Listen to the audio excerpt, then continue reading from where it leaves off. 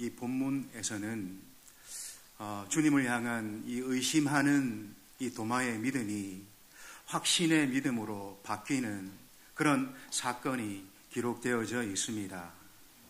부활하신 주님을 직접 만난 이 제자들, 그 자리에 함께 있지 않았던 이 도마를 만나자 도마에게 주님을 보았다, 주님이 부활하셨다, 그렇게 말합니다. 그런데 이 도마는 뭐라고 대답합니까? 내가 보지 않고는, 내가 만져보지 않고는 믿지 못하겠다, 그리 답합니다. 모든 제자들이 하나같이 힘주어서 분명하게 그렇게 말하는데도 지금 도마는 믿지 않습니다. 여러분, 왜 도마는 믿을 수 없었을까요?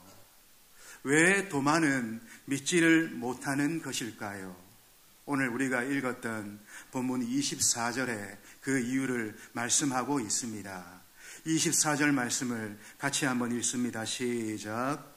12 제자 중에 하나로서 디두모라 불리는 도마는 예수께서 오셨을 때에 함께 있지 아니한지라.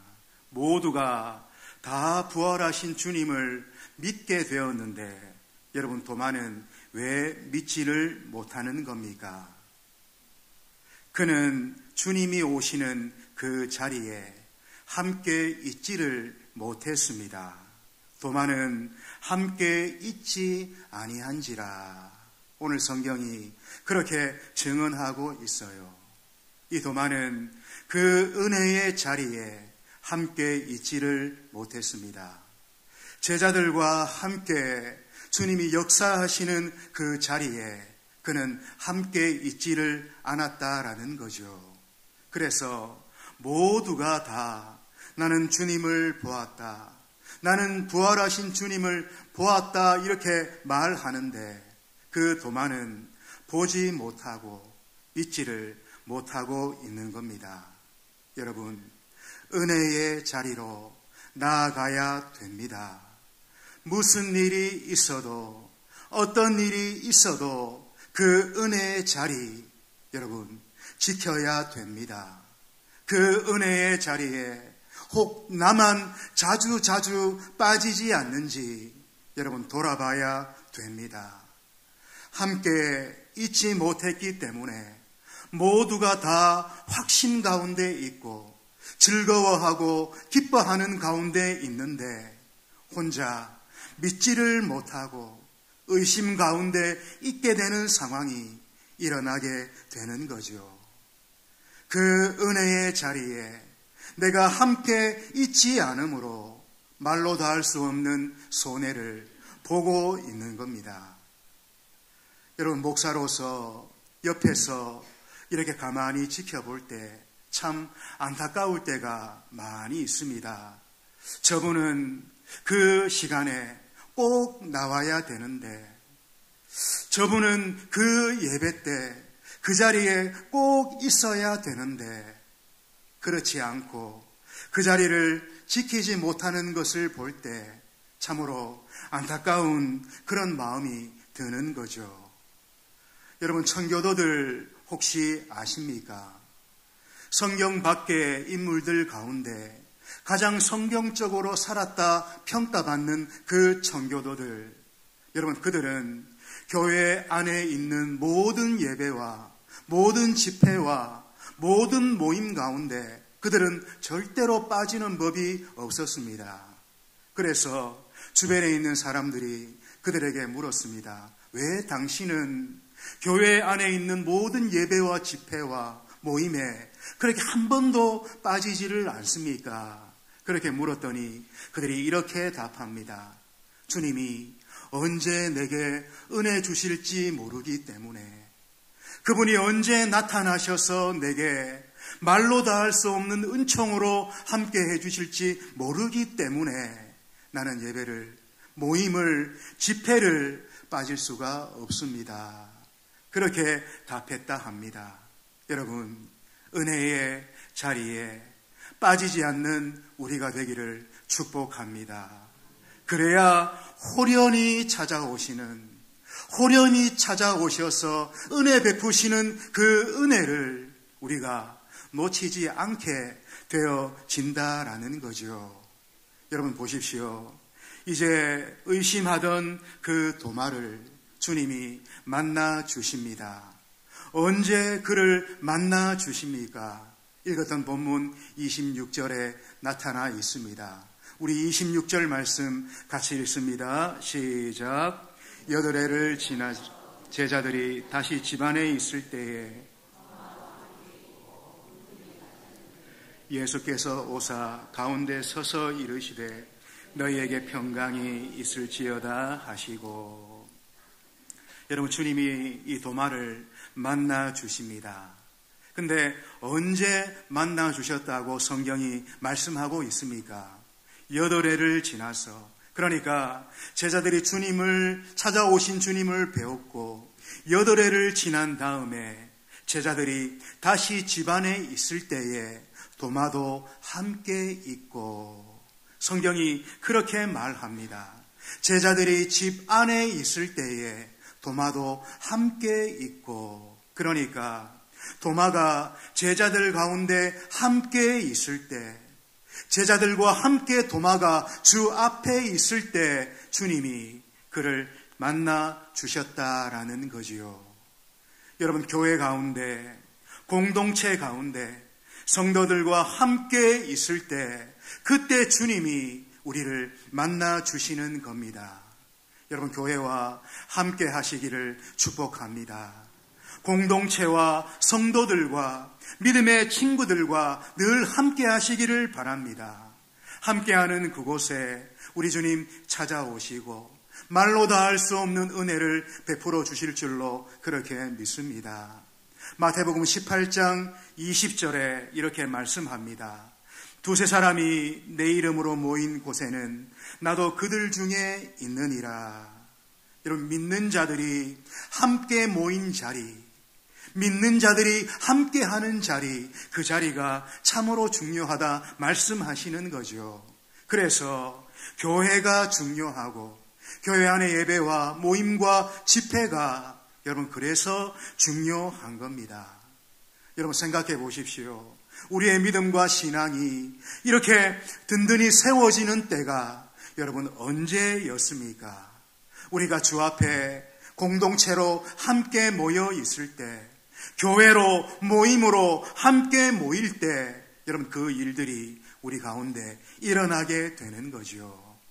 함께 모여서 우리가 기도하다가 은혜 받는 일들이 여러분 얼마나 많은지 모릅니다. 혼자 외로이 그렇게 있을 때보다도 함께 모여서 함께 있으면서 함께 주 앞에 나갈 때 더 큰 위로와 격려가 우리 가운데 임하는 것을 우리가 경험하게 되는 거죠. 은혜를 체험하는 부분도 여러분 그렇습니다. 함께 모여 있을 때, 함께 주의 이름으로 간절히 하나님 앞에 나갈 때 더 큰 은혜를 우리가 누리게 된다라는 거죠. 제가 국민학교 때죠, 그죠? 국민학교 6학년 때 저희 반에 유진이가 3명 있었습니다. 근데 둘은 여자애였고 저 혼자 남자였습니다. 그래서 우리 담임 선생님이 매일 출석을 불렀는데 앞에 김유진, 박유진 이렇게 부르다가 저를 남유진 이렇게 불렀습니다. 이유진인데 남유진, 이신데 남씨 이렇게 성씨를 아예 바꿔버렸습니다. 매일매일 그 출석을 그렇게 부르더라고요. 여러분, 하나님 나라에 여러분 출석부가 있을까요? 없을까요? 저는 하나님 나라에도 아마 출석부가 안 있겠나 그렇게 여겨집니다. 주일날 오전 예배 드리고 오후 예배 여러분 전문용어로 딱 놓으면 여러분 그거 뭡니까? 그거 조퇴입니다. 조퇴 한 번, 조퇴 두 번, 조퇴 세 번 하면 뭡니까? 결석이죠. 여러분 그 결석 잦으면 안 됩니다. 하나님 나라에 저는 여러분 출석부가 있다고 그렇게 믿습니다. 여러분 우리가 왜 모든 예배에, 모든 모임에 이렇게 나와야 되는 겁니까? 우리 주님이 언제 내게 나타나셔서 은혜 주실지 모르기 때문이죠. 주님이 언제 나를 다시 찾아오실지, 그래서 성령으로 우리를 충만케 하실지 우리가 모르기 때문에 모든 예배, 모든 모임, 모든 집회를 우리가 사실은 빠져서는 안 된다라는 것입니다. 이제 다음 달부터 목장 모임이 이제 시작이 됩니다. 이 목장 귀히 여기는 우리가 되기를 축복합니다. 목장으로 모이기를 힘쓰는 그런 우리가 되기를 축복합니다.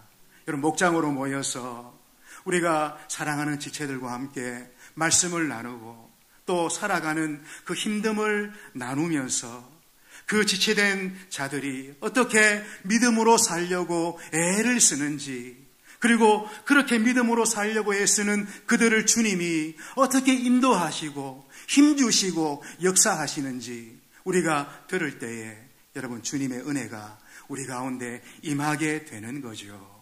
삶을 나누고 마음을 나누고 눈물을 나눌 때 주님 우리 가운데 함께 하시는 줄로 믿습니다. 그 사랑하는 지체들과 함께 웃고 함께 울고 그래하는 그곳에 우리 주님 꼭 임재하셔서 우리를 의심 가운데서 확신으로 바꾸어 주실 줄로 그렇게 믿습니다. 그 은혜를 경험하는 그런 우리 모두가 되시기를 축복합니다. 오늘 한 가지 더 우리가 생각할 것은 읽었던 본문 28절의 말씀입니다. 우리 28절 말씀도 같이 한번 읽습니다. 시작.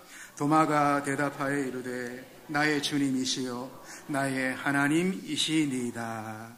여러분, 우리 주님이 이 도마를 위해서 다시 찾아오셨습니다. 도마 한 사람의 믿음을 위해서, 그 한 사람의 영혼을 위해서 우리 주님 다시 그를 찾아주셨습니다. 우리 주님은 도마를 위해 찾아오셨고 그 주님을 만난 도마는 변화되었습니다. 그리고 참으로 바른 믿음의 고백, 바른 신앙의 고백을 주 앞에 올려드리게 됩니다. 뭐라고 그가 고백합니까? 나의 주님이시요 나의 하나님이시니이다. 나는 절대로 믿지 못하겠다.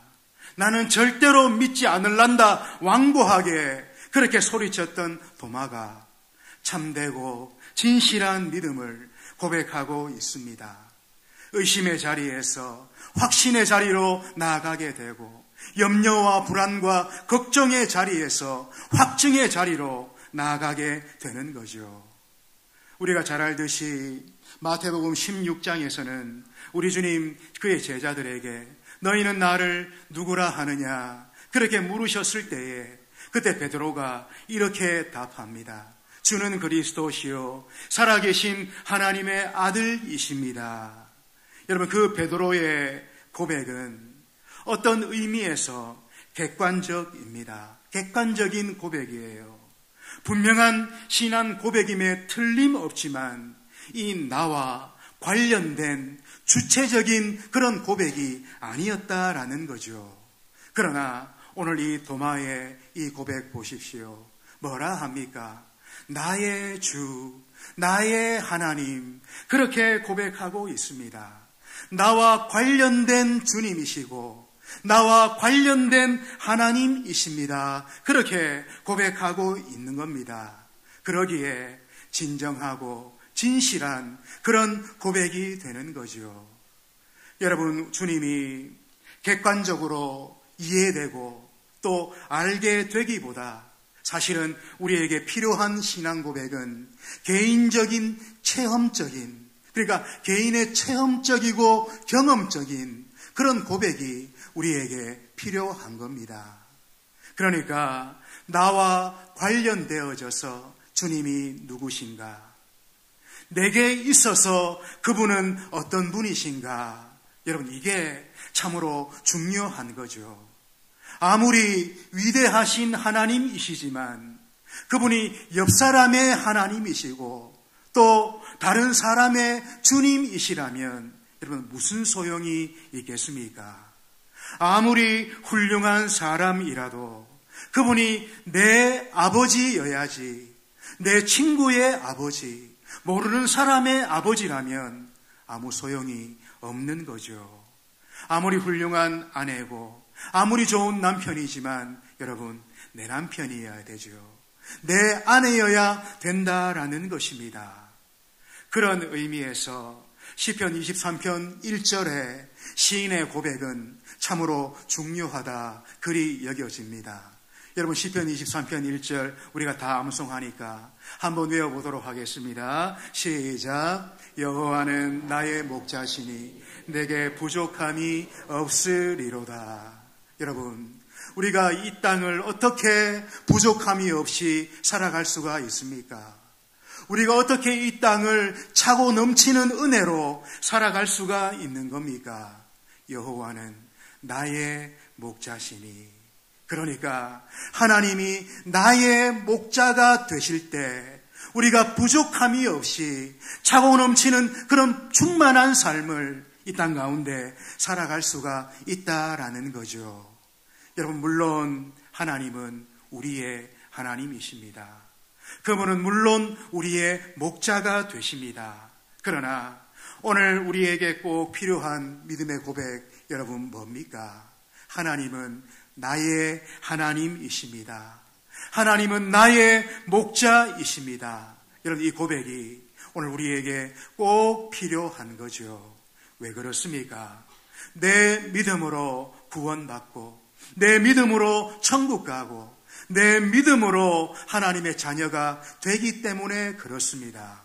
여러분 구원은 하나님과 나와의 관계입니다. 구원은 하나님과 우리와의 관계가 아니라 구원은 하나님과 바로 나와의 관계라는 것 우리가 명심해야 됩니다. 여러분 그러므로 내 아내의 믿음으로 구원받을 수가 없는 거죠. 어머니의 치맛자락에 그 믿음을 붙잡고 우리가 천국 갈 수가 없는 겁니다. 내 자식들의 믿음 의지에서 하나님의 자녀가 되는 게 아니다라는 거죠. 내 믿음으로 구원받고 내 믿음만으로 천국 가고 내 믿음으로 하나님의 자녀가 되는 겁니다. 여러분 우리가 우리의 자녀들, 특별히 우리 자녀 손들 바라볼 때 여러분 어떻습니까? 이 부분에 대해서 우리가 확인할 수 있어야 됩니다. 그런데 부모된 우리들은 그들을 바라보면서 그들이 교회 안에만 있으면, 교회에만 가면, 예배만 드리고 있으면 우리 부모된 우리는 안심합니다. 그냥 마음을 놓고 만족하는 경우가 사실은 대부분입니다. 그러나 우리 자녀 손들 한번 생각해 보세요. 여러분 그들은 뱃속에서부터 교회를 다닌 아이들입니다. 그러니까 믿는 가정에서 태어날 때부터 교회를 다녔던 친구들이에요. 그들에게 교회는 너무나 익숙한 곳이고 교회보다 편한 데가 없고 교회보다 더 잘 아는데도 사실은 없는 거죠. 여러분 그러다 보니까 그들이 지금 교회 안에 머물고 있는 이것이 익숙함 때문인지 습관 때문인지 아니면 그들의 믿음 때문인지 우리가 살펴볼 수 있어야 됩니다. 그러니까 예수 그리스도를 나의 구주로 나의 하나님으로 믿는 그 믿음 때문에 그들이 지금 교회 안에 거듭난 신자로서 교회 안에 머물러 예배를 드리고 있는지 아니면 습관적으로 익숙하기 때문에 교회 안에 머물고 있는지 여러분 꼭 확인해야 됩니다. 이번 설 명절 이를 확인하는 기회로 삼기를 바랍니다. 찌짐 굽고 떡국 끓이고 세뱃돈 주고 안고 뽀뽀하고 가다가 가고 나면 뒤돌아서서 울고 여러분 그러지 말고 그리 하시다가도 이 그들의 영혼에 관해서 그들의 믿음과 그들의 구원에 관해서 이야기하고 질문하고 확인하시면서 믿음의 어른으로서의 그 역할 감당하는 우리가 되기를 축복합니다. 그런 주님이 기뻐하시는 설 명절 되시기를 주의 이름으로 축복합니다. 여러분, 끝으로 오늘 이 땅을 성도로 살아가는 우리에게 주님 이런 말씀을 하십니다. 우리가 읽었던 본문 29절입니다. 우리 29절을 같이 읽습니다. 시작. 예수께서 이르시되 너는 나를 본고로 믿느냐? 보지 못하고 믿는 자들은 복되도다 하시니라. 여러분, 주님이 우리를 복된 자라 그렇게 말씀하십니다. 왜 그렇습니까?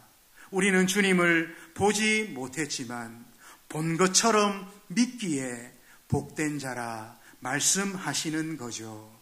우리는 주님을 만나보지 못했고 그분을 만져보지 못했지만 본 것처럼 믿습니다. 여러분, 우리가 그렇습니까? 아멘 하셔야죠. 예. 옆 사람에게 한번 이렇게 말하겠습니다. 당신은 복된 사람입니다.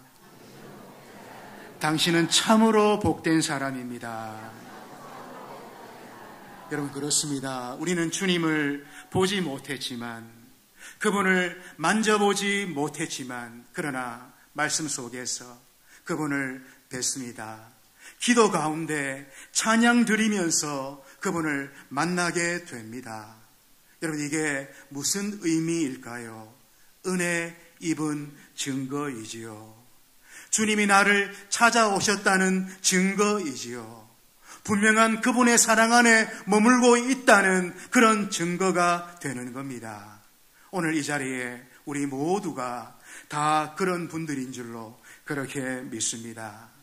여러분, 그럼에도 불구하고 우리는 의심 가운데 있을 때가 있어요. 염려 가운데 놓일 때가 있습니다. 신앙의 회의에 빠질 때도 있어요. 여러분, 그럴 때 믿음의 좋은 사람들과 꼭 함께 하시기를 바랍니다. 좋은 신앙의 사람들과 옆에 늘 함께 계시기를 원합니다. 그러면 그 흔들리는 믿음이, 그 불안정한 믿음이 그들과 더불어 하나님께로 나아가면서 그게 오히려 확신으로, 확증으로 변화되는 것 경험하게 될 줄로 그렇게 믿습니다. 여러분, 신앙생활 혼자 못합니다. 벽 보고 혼자 예수 잘 믿을 수가 없습니다. 혼자 신앙생활 하게 되면 연약한 우리는 더 자주 의심에 빠지고 더 자주 불안해하고 더 자주 염려의 자리로 갈 수밖에 없습니다. 여러분, 신앙의 좋은 친구들 꼭 만드시기를 바랍니다. 믿음의 좋은 벗을 꼭 옆에 두시기 바랍니다. 마음을 나누고 삶을 나누고 눈물로 함께 기도할 수 있는 믿음의 좋은 벗들 여러분도 되시고 그런 벗 꼭 옆에 두시기를 바랍니다. 그런 벗들과 함께, 그런 신앙의 좋은 친구들과 함께 믿음의 은혜의 자리를 사모하면서 그 자리에 어찌하든지 나아가려고 할 때에 우리 주님이 우리를 왜 만나주시지 않겠습니까? 왜 우리를 붙들어 주시지 않겠습니까? 그저 왜 이론적인 신앙에 머물도록 두시겠습니까? 우리가 믿는, 우리가 신앙하는 그분은 저는 그런 주님이 아닌 줄로 그렇게 믿습니다. 오늘 도마 한 사람의 영혼과 믿음을 위해서 다시 제자들을 찾아오셔서 도마를 의심 가운데서 확신으로 이끌어주신 그분이 이 땅을 성도로 살아가는 연약하지만 믿음 붙들고 어찌하든지 하나님께로 나아가려고 하는 우리들을 틀림없이 확신의 자리로 이끌어 주실 줄로 그렇게 믿습니다. 이 은혜 경험하는 모두가 되시기를 주의 이름으로 축복합니다. 기도하겠습니다. 아버지 하나님, 저희들의 이 의심의 믿음의 모습들이, 회의의 믿음의 모습들이 확신의 믿음으로, 확증의 믿음으로 변화되기를 원합니다. 어찌하든지 은혜의 자리를 놓지 않고 빠지지 않고 그 자리에 어찌하든지 사모함으로 나아가서 하나님 만나 주시는 것을 경험하고 은혜 주시는 것을 경험함으로 확신 가운데, 확증 가운데 이 땅을 성도로 살아가는 저희들이 되도록 주님 역사해 주시옵소서. 예수님 귀하신 이름으로 기도하옵나이다. 아멘. 찬송가 310장입니다.